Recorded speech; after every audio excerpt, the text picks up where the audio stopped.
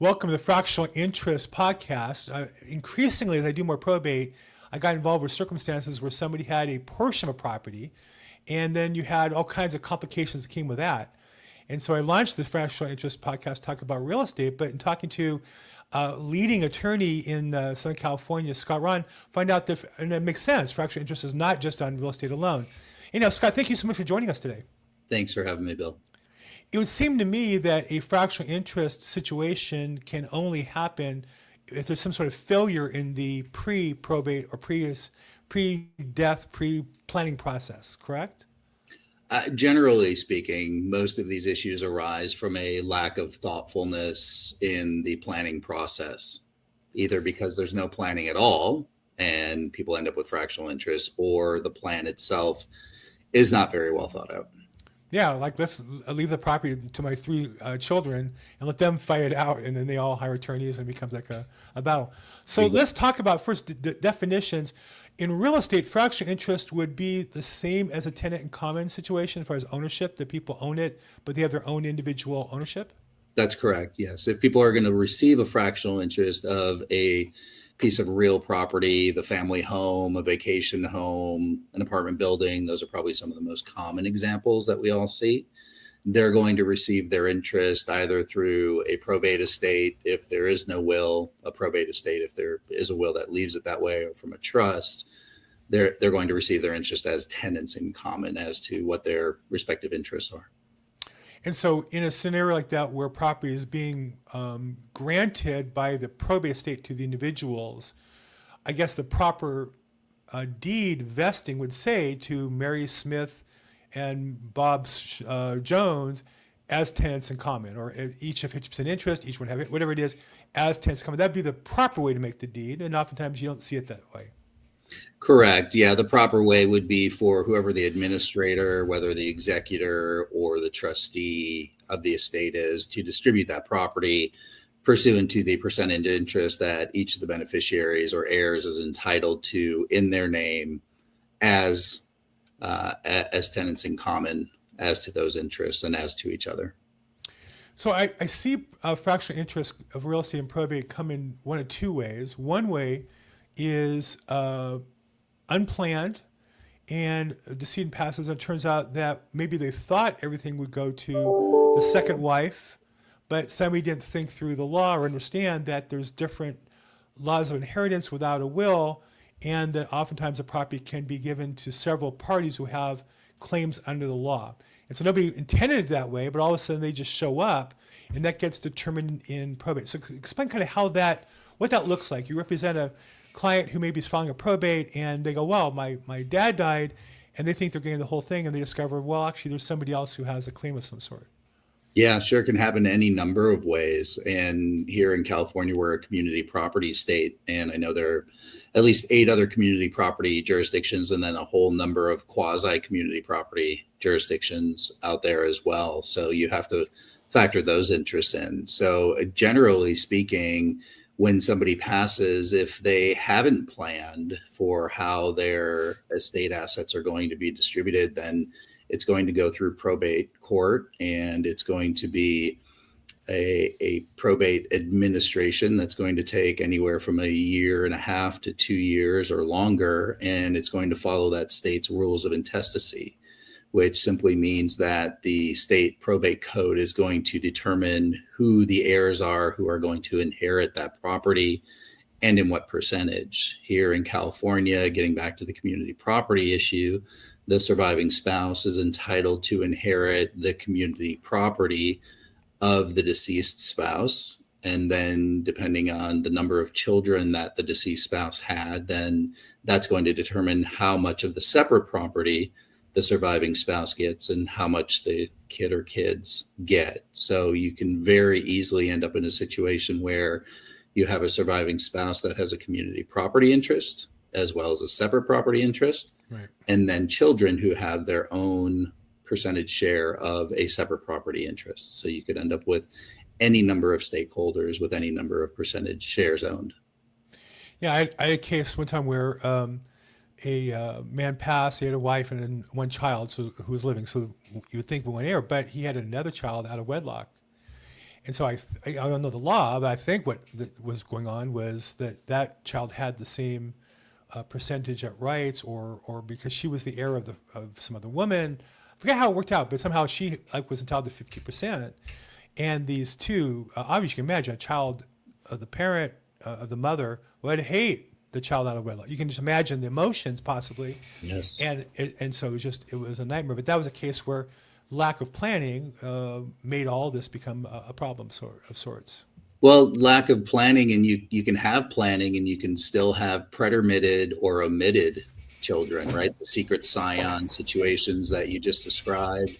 And we've also seen scenarios, Bill, where you have not just secret scions, but you have secret families where the deceased father has one family in city A and another family in city B. We've seen it more frequently than I think any of us probably think it happens. And you want to talk about surprise, disappointment, sadness, anger, frustration, right? There's no better way. And when there's no planning, or if there's competing planning, then you're going to be in a dispute. I hear these stories. I think, who has the energy to have two families? I can understand your response to that. Absolutely. Don't mean make light of it, but wow. In some regards, you got to give a guy respect being able to pull that off. So we've talked a little bit about the unplanned or not properly planned for circumstances. But the other thing I find is that people go and get an estate plan that creates this problem. And the common scenario I find is there's a family home and the parents leave it equally to all the siblings, 3 or 4 siblings. And classic case is one's living in the house, claiming to have been a caregiver, just classic as I say all the time, and wants to live there for free. And at some point, sometimes the siblings are okay with that. And sometimes the siblings say, hey, we need the money too. And so you have perhaps 4 different owners of a property that was, through the estate planning was deeded to each of them in 4 parts. And so that's another case I see that comes up. Talk a bit about in estate planning. And also there's an issue that if you want to give split the estate up in thirds and all you have is a real estate, how do you fund that distribution? That's another challenge, right? Because if you only have $1 million house, you want to give each of them $333,000. Unless one of the children have cash to buy the other out, that becomes a problem. So talk about what are some of the estate plan. I know your firm also does estate planning, or on the litigation side, you see what should have been done. What are proper steps to avoid a situation? If the only asset, say, is a $1 million house and you have 3 siblings, what's the proper way to distribute it so that you don't end up in a fractional interest situation? It's a great question, Bill. And, we see everything, right? And some of them I would say are probably the best strategies.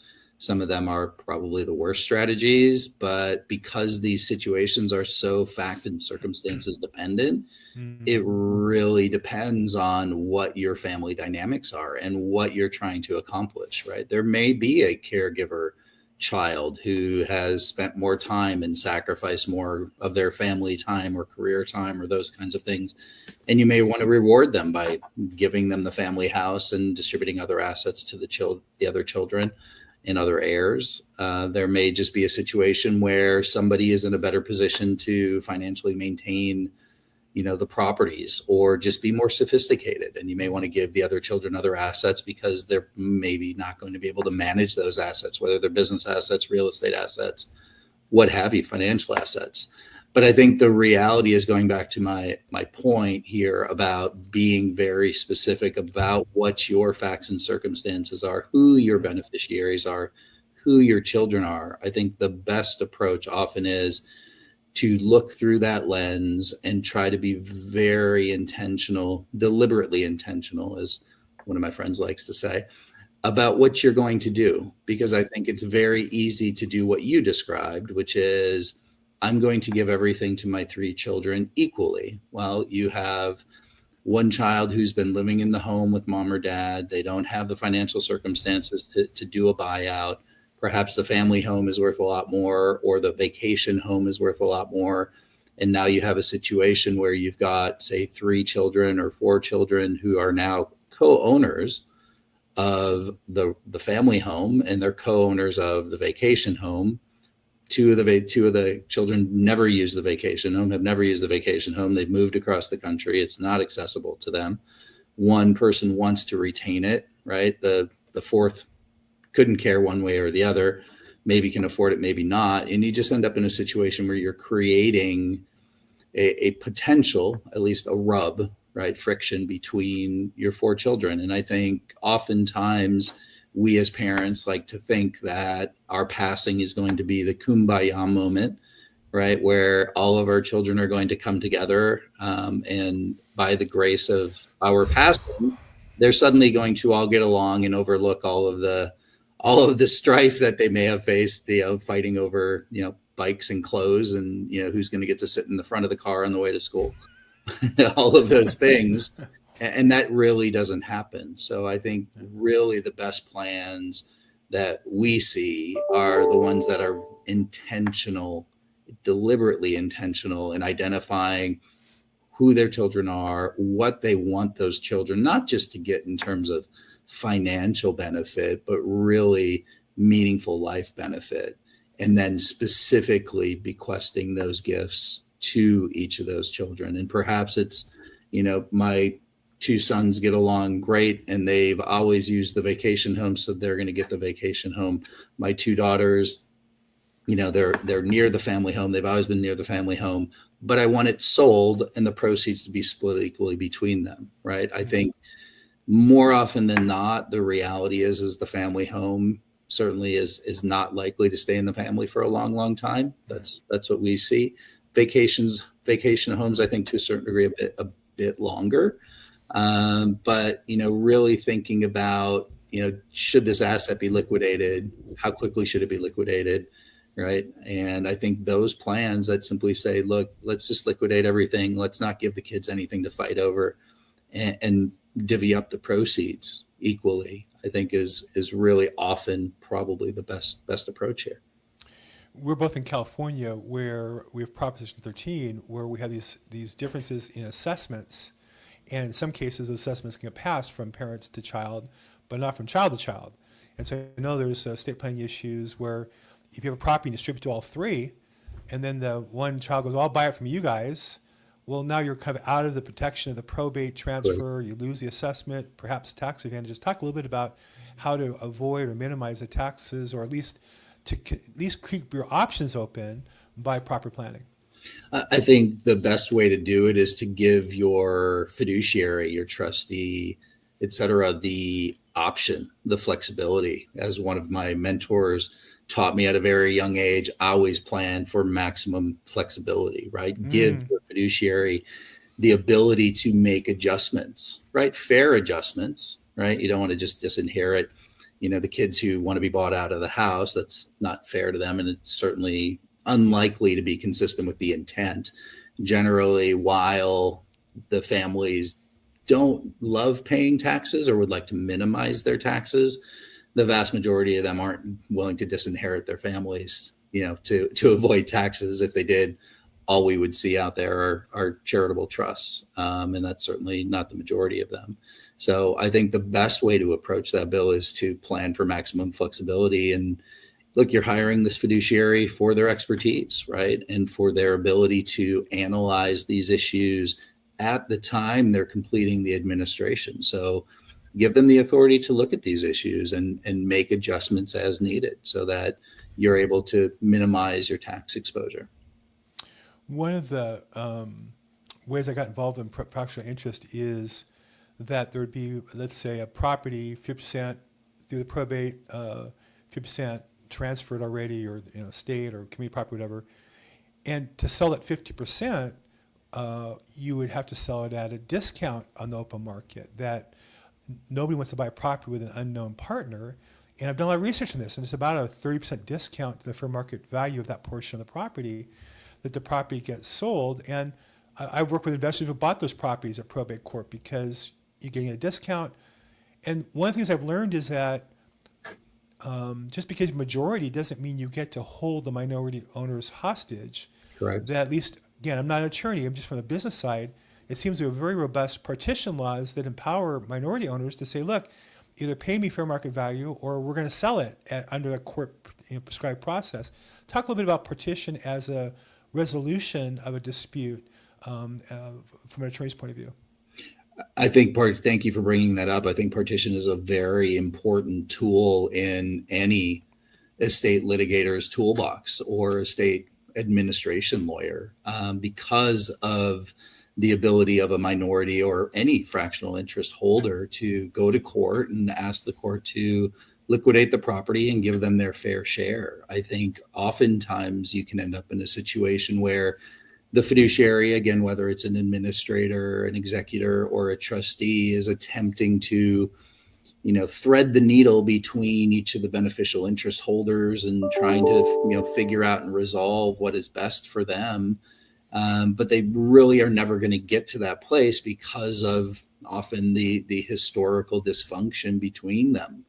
And so, depending on the facts and circumstances, it is often our recommendation that clients simply distribute the asset in its fractional interest to the beneficial interest holders and let them then decide what they're going to do. And it's usually one of the interest holders going to court to partition their interest and seek a judicial sale. And it can be very powerful because the law allows for the person who's petitioning for partition to have their attorney's fees and costs paid off the top of whatever the sale proceeds are. So it can be very powerful in bringing people to the table. Ultimately, and I say this often, litigation is simply a tool, and the laws, the codes, the case law, they are tools in that toolbox that allow us to get clients results by creating some sort of opportunity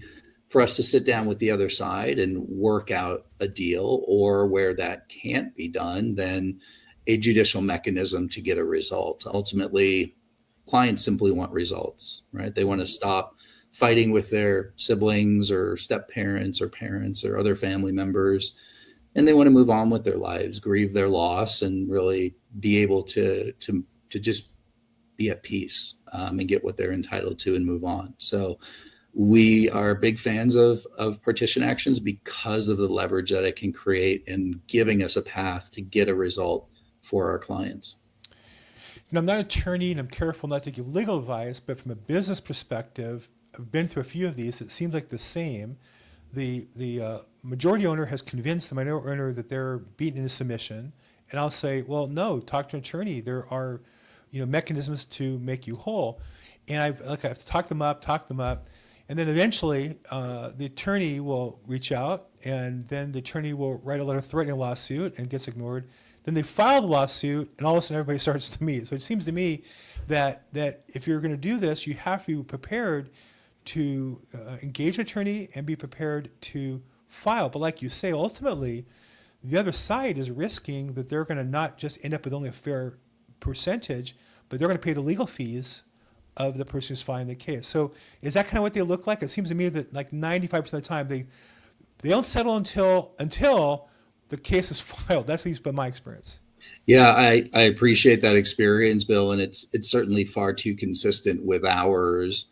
I wish what people believed, in that they often believe that if they just get a lawyer to write a letter, their Yes. brother or sister, Yes. step parent, other family member, they're just going to lay down. And Magic letter.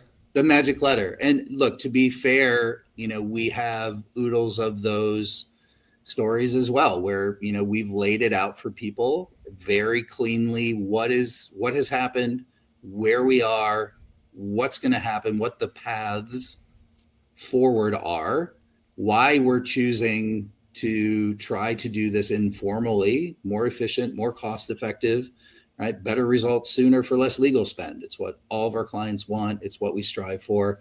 But you need two willing parties, right? I can't force, no matter how strong or how brilliantly written our letter is, I can't force the other side to take, the carrot and say, yeah, let's go sit down and figure this out. So oftentimes we will tell our client, particularly if we're considering a partition action, look, what we want to do is we want to prepare this. We want to sit down and talk through it, but we want to have the partition action ready And depending on the facts and circumstances, because our clients know their family members better than we do. We don't know them from Adam. We don't know them from Eve, right? And they know what their particular personalities are, right? Often they'll say, no, I think, my sibling will respond. Whether they'll come to the table or not might be another issue, but they'll at least respond to a lawyer letter. And some of them will say, they're very difficult and they're never going to respond. You're going to have to file, because again, we want to be the party who's initiating the partition action because of that extra leverage you get, because the fees are going to come off the top. So we just want to be very careful. We always want to make sure we're being strategic in the way we're doing things, right? Why we're doing things the way we're doing them. So we're very careful to talk our clients through all of those pluses and minuses so that they can make an informed decision. Ultimately, the client gets to decide which strategy they want to execute. But if they're listening to us, and we hope they do, that would be the path we would take. I'm sure one of the difficult conversations you have with your client is what can seem to be unreasonability on the part of the other attorney who sends a letter to you and your client. I'm not an attorney, but this is my area that I work in. And so I find that you're a specialist in this area of probate and trust and litigation, but 90% of attorneys, that's all you do. And you guys are a large firm or mid-sized firm, large regional firm, and this is all you do versus all the other stuff that attorneys can do. And I find that 9% of the time, the client engages an attorney who does a bunch of other stuff, and they went to law school 20 years ago and passed the bar 19 years ago, whatever it was, and they do the CLE. They know there's a term called partition action, what it means, but they don't understand the process in depth to advise their client properly. And I feel like I'm the one saying to the attorney, you're going to lose. At the end of the day, you're going to sell, and your client's going to pay the attorney's fees. You just need to look this up. I'm not here to educate an attorney or put them down, and we all have our, but it just seems, so you must have those conversations with attorneys all the time. I mean, we do. Again, just doing one thing, estate disputes, right? I think we do a good job for people. There are a lot of people who dabble in this space, right? It's kind of one of those things where, my friend's dad passed and now he's got an issue with his siblings. I'll just handle it for him, right? There's a reason we only do one thing, right? Because it allows us to be, really focused and really good and really experienced in it. But there are a lot of lawyers who come into this space and don't necessarily, understand all the nuances, all the specifics, or what the ramifications of those things are. So in those situations, look, you really get better results for clients if you collaborate with whoever your opposing counsel is, no matter how sophisticated they are or are not. And we will do our best yeoman's effort to really try to get on the same page and agree on the things we can agree on. We'll disagree on the things we disagree on, and then we'll try to implement a solution for whatever that is. If it's a valuation, right, what's the process going to be? Are we going to go out and get, broker opinions? Are we just going to sell it and agree to split? All of those things, there are only so many different levers and dials and buttons, right, that you can pull, turn, and push. But we really try to, and I know it can be frustrating for clients sometimes where they say, well, it seems like you're getting along too well with, brother or sister's lawyer. And I tell them it's to your benefit, right? Like, I'm trying to save you money. If the other lawyer, if I can spend a little bit of time educating them, right, about how this is going to turn out, and it's going to save us a bunch of time, that's going to save you a bunch of money, right? And we're all going to be better off, right? Even if your fees are coming off the top like they do in a partition action, you're still going to end up paying a portion of those, right? Because it's coming out of the sale proceeds. So, again, we really try to be, cost effective by maximizing efficiencies. Can't always do that. Sometimes the lawyers don't want to listen, right? Especially if they don't know this practice area and it's unfamiliar to them, then, trusting what we say, even though we're honest, forthcoming people, can be difficult, and they may not want to do that. And they just might want to go down the path. But oftentimes there are only, a couple different paths, right? You can either work together or you can go down the court path and somebody else is going to make the decision. But the reality is the court wants to push you into, a mandatory settlement conference or a mediation, or some sort of alternative dispute resolution where you're going to have to sit down and talk anyway. So we try to talk sooner rather than later, again, because it gets our clients better results sooner, which saves them money and frankly just saves them a whole lot of headache, right? We often say that, clients spend financial capital with us, right? We're a cost center for our clients, but they also spend emotional capital. And the more times than not, as a human being, you're going to run out of that emotional capital well before, you start to get stressed about the financial capital. So we really try to work together with our clients to same page things early and often, and then, with opposing counsel, to figure out the things we can work on together and where we need some assistance, whether that's a mediator or a judge. As a listing agent, one of my strengths is I educate buyer's agents, typically they're the newer agents, on the nuances of probate and so on. And, I've had to learn how to be good at that and how to train and how to coach.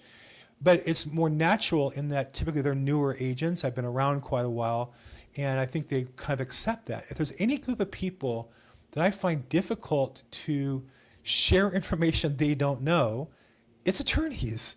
I'm going to put down the whole industry because there are obviously some great attorneys, and like anything, the top 10% are always, very impressive. But I would imagine that one of the challenges you have is you're trying to, on one hand, being collegial, great, but you're almost trying to educate an area that they don't have any legal background in.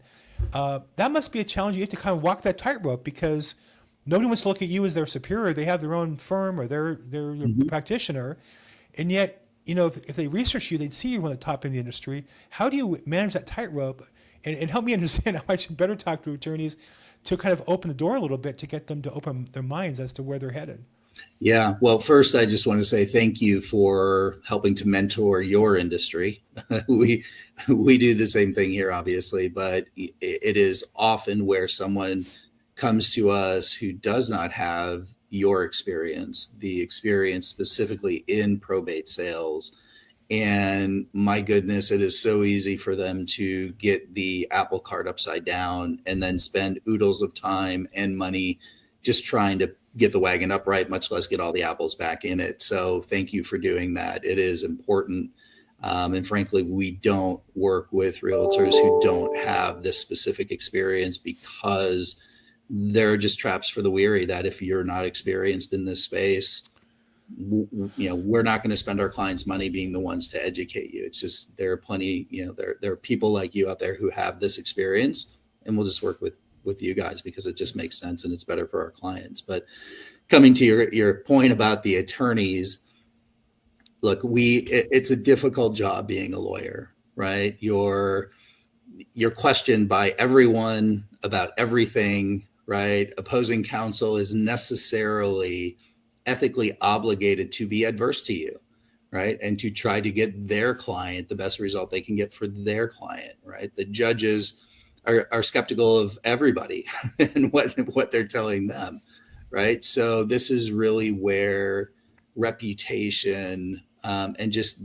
consistently being an ethical operator in this space gives you the credentials that you need, not only in front of the courts, in front of the judicial officers, but with opposing counsel, because you can say, look, I don't have to go through this, right, with you. I can simply take it to the court and the court's going to make the same decision. But I'm trying to be efficient. I'm trying to be cost effective for my client, which makes it cost effective for your client. If you want to check what I'm saying with another experienced probate litigator, with another trust administration lawyer, whoever it may be, right, I can give them some referrals, right? So if people that know what they're doing and are happy to spend a half an hour or an hour with the attorney and help them understand, or just give them some resources, right? Maybe it's a ruling that we've already won on a similar issue where we can send that, provide some authority, right? That's a very easy way to do it. But I think, as you pointed out, if you go to our website, if you go to, all of our speaking engagements, if you look at the awards that we have been so graciously bestowed upon us, we know what we're doing. right? Importantly, but we're honest operators in this space. We're here to do a good job for our client, but we don't lie, cheat, or steal. There are ways to do things in this world, and there are ways not to do them. And the way we do it is the right way, because ultimately it does get good results, right? It allows you to come with that stick behind your back while you're holding out the carrot in the hopes that the other side will take the carrot, which again ultimately gets your client better results sooner and hopefully for less legal spend. But it's really by building a relationship with the other side that allows them to rely and ask for things that perhaps they would feel uncomfortable asking for if the lawyer was a table pounder, right? Just uber aggressive. Right. And that's just, and we see those people too. And it's unfortunate because it just increases costs. Everything has to be in writing because you say something on the telephone and then you get the letter that says the opposite of what you just talked about. Right. And it's just, we're not here for that. Right. We're here to counsel our clients, and we're here to judiciously utilize the laws that exist for the benefit of our clients. And I think that's how you get better results sooner for less legal spend. I think for those looking for attorneys in this space, I think there's a misperception. I know when I started podcasting, I was concerned that I wouldn't get good attorneys to share. And I found the opposite. The better the attorney are, the more likely they want to share, because it's an opportunity for them to kind of counsel, coach, collaborate with other attorneys as well as real estate agents. And Absolutely. It makes their job a lot easier at the end of the day, right? And so I think that if I was picking an attorney, I'd always want to be able to see their work online. It's so easy now. So videos, speeches, blog posts, something that tells me that they're active in the field and they're educating the marketplace and willing to, able to, because I don't know how you would do your job effectively if you weren't able to. Like if you can't speak publicly about your thing, your area of expertise because you're nervous about it, how can you possibly practice it? It makes no sense at all to me. So again, I just want to, on behalf of the industry, I want to thank you for educating us, and there's so many resources you and your firm offer, and of course being on my podcast is my favorite. I really appreciate the time that you make available. Yeah, no, it is my honor and pleasure to do it. We love what we do, Bill, like you love what you do, right? And I think, having the honor of being able to share, what we've picked up over the past, now we're in our third decade of practice, and to be able to help educate people, do things like this, share on your podcasts and, post videos and content that just helps educate people. Because look, especially in this space, as people come to us because they're in some sort of strife, right? They've either lost somebody they love or somebody they love is compromised and they need help, right? And they're in an unfamiliar situation. If they're coming to us, it's because they're embroiled in some sort of estate administration issue, or there's a dispute over who's supposed to get what. There's litigation going on. There's breach of fiduciary duty claims. There are contests. There are secret scions, secret families, all these kinds of things. And they're scared, right? Most people haven't been trapped in a litigation before, and they don't know which way is up. And for us, it's an honor to be able to hold their hand, right? Let them know that there's a process, and we've wielded it judiciously over the years, and we have a plan, a strategy, and we'll deploy it for them, and it'll get them an outcome. And I think the single biggest compliment we get, even after that first conversation, is people will just say, I'm so relieved, right? Just to know that, you're going to help us through this. And that's really, how rewarding is that? So, what topic that has nothing to do with my business at all, but I'm just interested, and we talked about in the beginning, and Teasel was fractional interest of non-real estate. So you can have a family business, let's say, where the founding or the decedent had a business, ran on his own, and it has to distribute that, or collectibles, art, or baseball cards, or it could be anything. Yeah. I guess nowadays cryptocurrencies, NFTs are also an area that people hold. Bitcoin. So talk about the difference in those areas where the law is not as developed. I imagine, there's some catch-all, but there's no specific real estate partition action law that I'm aware of. Talk about a little bit the differences in fractional interest of non-real estate assets as well. Yeah, I'm just going to pick out a couple of them. And I think that the two that I'm going to pick out, NFTs, and then looking at minority interests or fractional interests in closely held companies, I think are two areas probably that are most ripe because you have valuation issues. We'll start with the NFTs, right? You get an NFT, it's a piece of art. You can relate it just to a general historical piece of art, which you might think of a Picasso or et cetera, where you've got one painting, one NFT, one person can hold it, right? But it's owned by 4 or 5 or 3 or how many, fractional interest holders you have. And what do you do with that, right? Most often in that circumstance, unless the family is going to agree to move it from this person for this period of time, and then that person, and then that person, I'm sure, all of the art collectors in the world would not want to see the Mona Lisa, transferred monthly to the 12 or every 2 weeks to the 24 different beneficiaries who have an interest in her. Same thing for NFTs, right? Although they're electronic and more easily transferable, the reality is you just don't want to pass it around like that. So, I think that's something that you can very easily see causing problems. When you get into Bitcoin and crypto and those assets, those can be either distributed in kind, like, shares of stock, or, they can be liquidated and the cash proceeds distributed. So that's not as much of an issue. But getting to minority interest in closely held businesses, I think is a much bigger issue. And I think it's a much more complicated issue. And I think far too often the planning community and the family are not aligned on what needs to happen post-mortem, because you have a situation where the matriarch or patriarch who started that family business and was really the wealth driver for that family, 1 or 2, maybe more of the children stay in the business. The rest of them, flit off and they're doing whatever they're doing and getting their degrees and starting their own careers, or, in the arts or any of those kinds of sorts of things. And then you have a situation where the matriarch or patriarch is managing that business with the family members who are involved in the business, but then the matriarch or patriarch passes. And then what happens? Because you have, and Murdoch's almost a perfect example, right?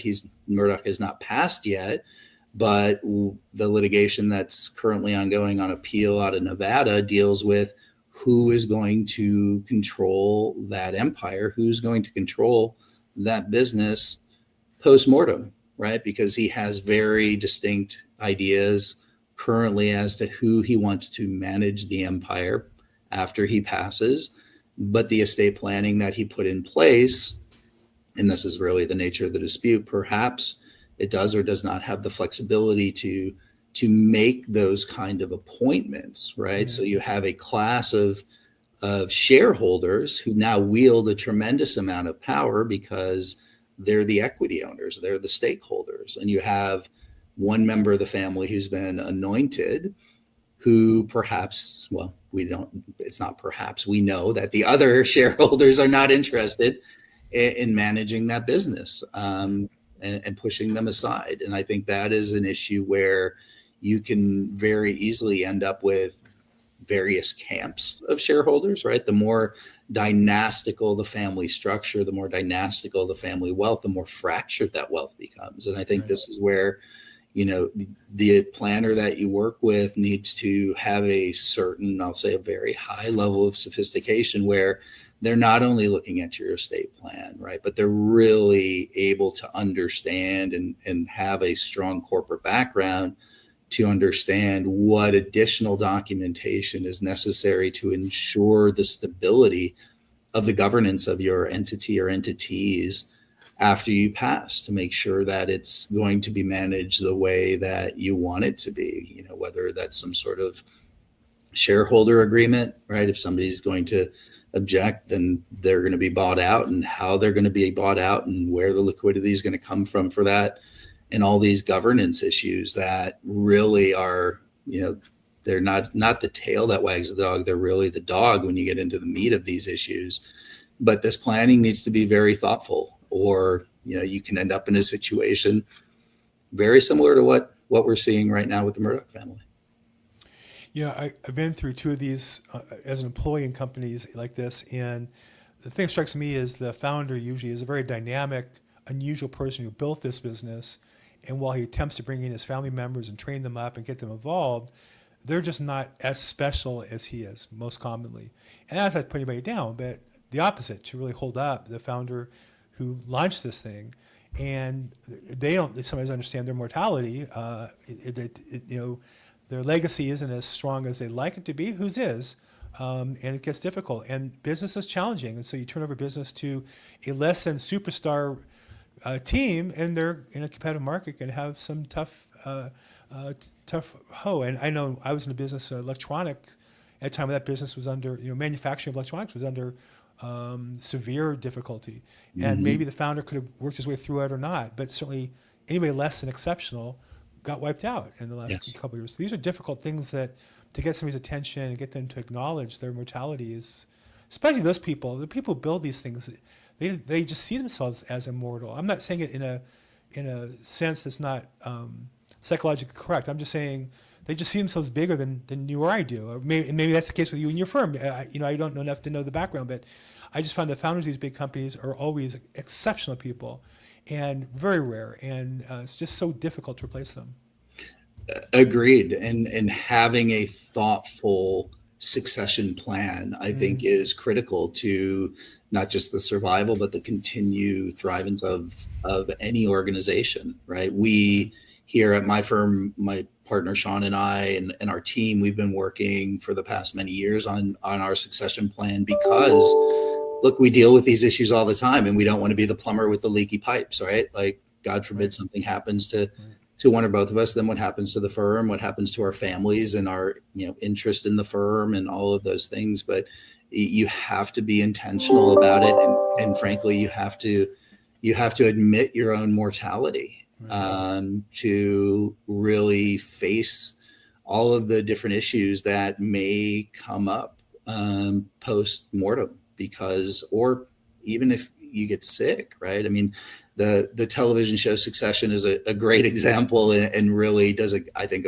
a fairly good job of demonstrating some of these difficulties, right? Where you get the power plays and you get the factions, and it might be a temporary situation, it might not, and you get capacity issues, and and you get the fidelity, right? I think this is one of the biggest issues that I often see, is that people have fidelity for however the family wealth was created, right? It's kind of like the fidelity they get for the vacation home where the memories were created. And, we used to always go down to the factory, or we used to go to the office, and, we worked in this, and I did this in the summer, and I made copies, and I took out the trash, and these kinds of things. And so they want to hold on to that, right? Whether they should or not is a completely different issue. And I think there's a certain cottage industry that has sprung up over the last decade plus, kind of around the softer science, if you will, of family and managing family wealth and succession, and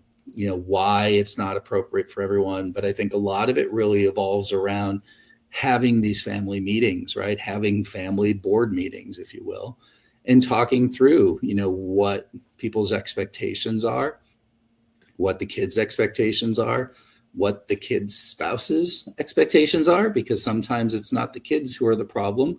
It's those whom they've brought into the family dynamic that can be very, very important and disruptive. But just having an understanding and everybody being able to hear from the matriarch or patriarch or both about what the expectation is, right? Wealth essentially as, a dynastical obligation, responsibility, right? To manage it, not only for their generation, but for successive generations, and having a family constitution about what things are and why, right? The family why. And it can at least be a guiding light in decision-making as to how things are going to happen, down the road, whether it's a capacity issue or a post-mortem issue. So, again, I just think a lot of this just needs to be out in the open and talked about. And I think far too often, I think people are hesitant to talk about it. One, to your comment, I think a lot of the people who've made significant wealth, created significant businesses, to a certain degree, they don't see their mortality, or don't want to face it, or both. And that makes things very difficult.